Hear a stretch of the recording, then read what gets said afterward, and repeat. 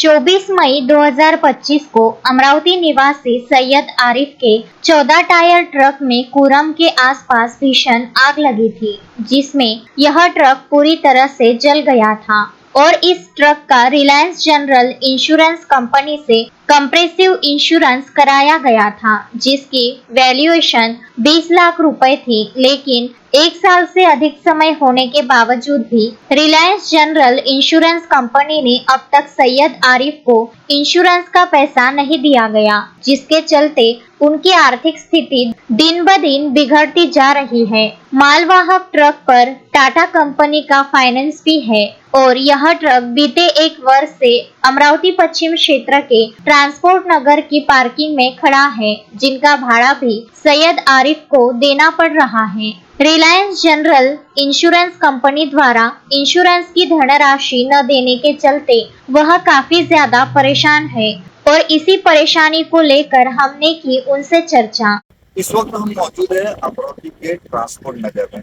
आप देख सकते हैं मेरे आजू बाजू ट्रांसपोर्ट परिसर में जो है आपको हेवी व्हीकल यानी लोडिंग वाहन ही वाहन नजर आ रहे हैं।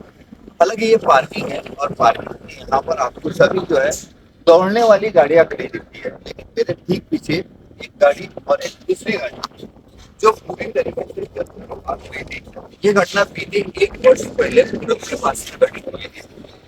इस ट्रक के ओनर भी हमारे साथ में, जिनका नाम है सैयद आरिफ। वैसे ये कोई लखपति करोड़पति घर के नहीं थे, ये पहले भी जो है एक पेशे के तौर पर ड्राइविंग का काम करते थे। अपनी जमा पूंजी अपना घरदार बेचकर उन्होंने अपने सपने को साकार करते हुए एक सुधा टायर ट्रक लिया था, जिसे वो चलाकर फाइनेंस फेल कर अपने परिवार का पालन पोषण कर रहे थे। लेकिन बीते 25 तारीख 2025 के दिन गाड़ी के अंदर में गट्टू भरा हुआ था और गट्टू भरने के बाद में गाड़ी जलकर पूरी तरीके से राख हो गई थी। सबसे महत्वपूर्ण बात यह है कि ये वीडियो बनाने का, समाचार संकलन करने का मुख्य उद्देश्य है कि जो बड़ी बड़ी कंपनियां लाखों रुपए का इंश्योरेंस का जो है धनराशि वो मोटर मालक से लेती है और उसकी भरपाई करने की जवाबदारी आखिर किसकी रहती है। जाहिर सी बात है कि वो इंश्योरेंस कंपनी की। अब ये जो इंश्योरेंस कंपनी है, पहले ये रिलायंस इंश्योरेंस हुआ करती थी, उसके बाद में अब ये रिलायंस जनरल इंश्योरेंस हो गई। ये दोनों ही गाड़ियों के मालकों ने जो है रिलायंस जनरल इंश्योरेंस का ही जो है इंश्योरेंस कराया था। इंश्योरेंस की आईडी वैल्यू जो थी 20 लाख रुपए की थी। लेकिन आज उनके कार्य क्षेत्र के बावजूद भी बीते 9 महीने मुकम्मल हो चुके हैं।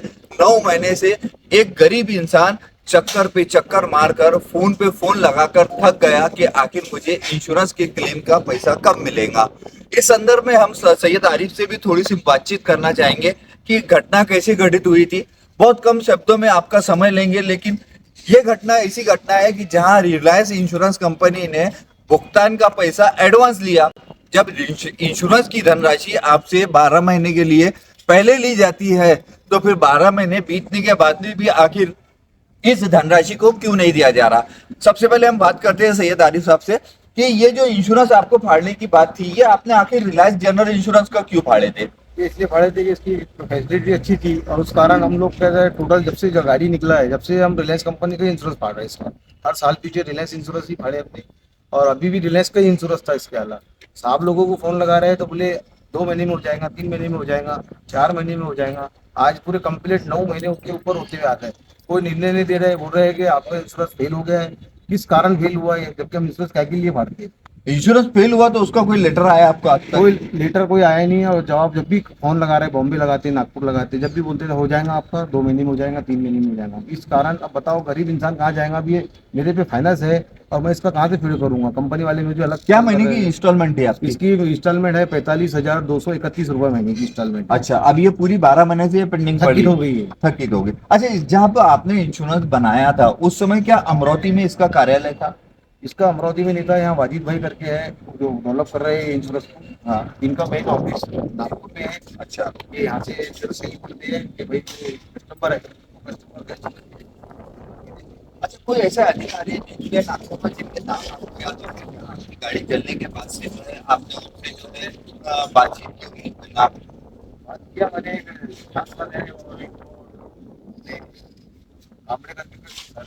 बात होती जा रही थी। हमारे साथ से पहले जो है आपकी केस हो जाएगी ऐसा करते करते 9 महीने हो गए, अभी तक कोई पार्किंग का चार्जेस अलग चालू है। पार्किंग क्या चार्जेस रोज के साथ उसके हिसाब से 150 रुपये। आइए आप आपको थोड़ा सा गाड़ी की भी और तस्वीरें दिखाते हैं कि कैसे हालत में इस वक्त गाड़ी यहाँ पर लावारिसों की तरह पड़ी है।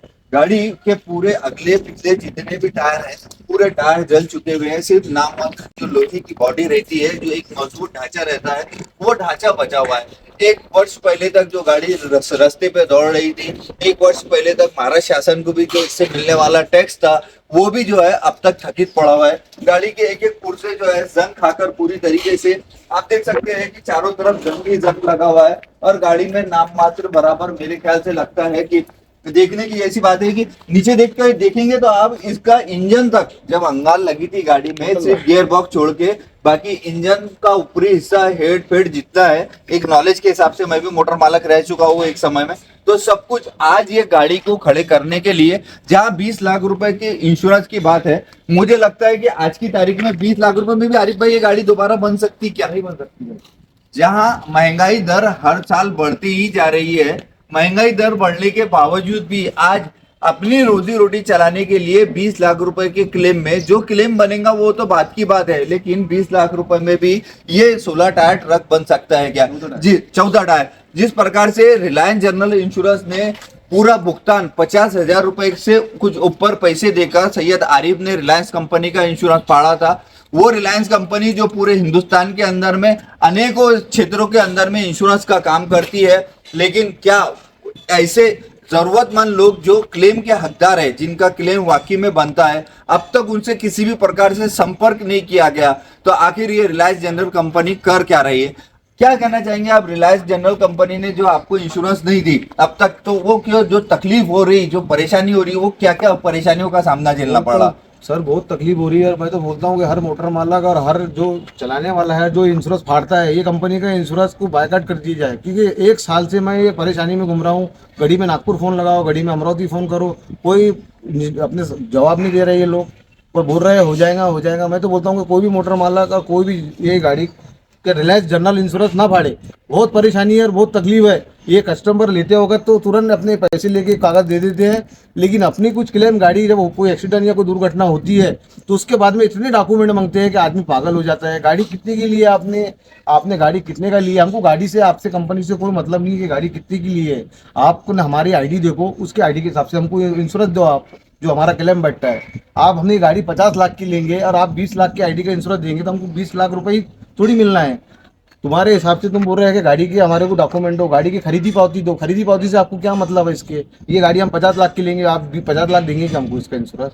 अभी तक कोई निर्णय नहीं हुआ इसके अलावा। और अभी फिलहाल जब से आपकी गाड़ी जली है उसके बाद से फिर आप आपके घर परिवार का पालन पोषण कैसे कर रहे हैं? बस सर दूसरे की नौकरी करके चला रहे हैं, कस्टमर कुछ कर रहे नहीं। उसके बाद में लेको नहीं तो नागपुर भी जाके आए, वहाँ भी बोले, वहाँ भी रिक्वेस्ट करेंगे सर जल्द से जल्द कर दो, क्योंकि 150 रुपये उसका पार्किंग चालू है मेरे पीछे।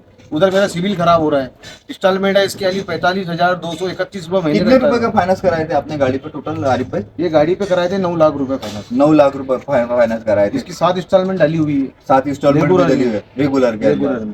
तो बड़ी सोचने जैसी बात है कि आखिर रिलायंस जनरल कंपनी के अमरावती से लेकर नागपुर, नागपुर से लेकर बॉम्बे तक के वो वरिष्ठ अधिकारी जो एसी के अंदर में कुर्सियों पर बैठकर आखिर कर क्या रहे हैं, जहां एक सामान्य मोटर मालक और चालक, सबसे अहम बात यह है कि मोटर मालक के अलावा मोटर चालक भी जो खुद रहने के बावजूद अगर से ऐसे लोगों को भी अगर से न्याय नहीं मिल रहा, ऐसे लोगों को भी उनका इंश्योरेंस का पैसा कंपनी नहीं दी जा रही, तो इस संबंध में मेरी भी जनता से गुजारिश है कि कमेंट सेक्शन में अपनी राय जरूर दर्ज कराए कि आखिर ऐसे कंपनियों के खिलाफ में प्रशासन ने क्या करना चाहिए। शोएब खान, विदर्भ न्यूज, अमरावती।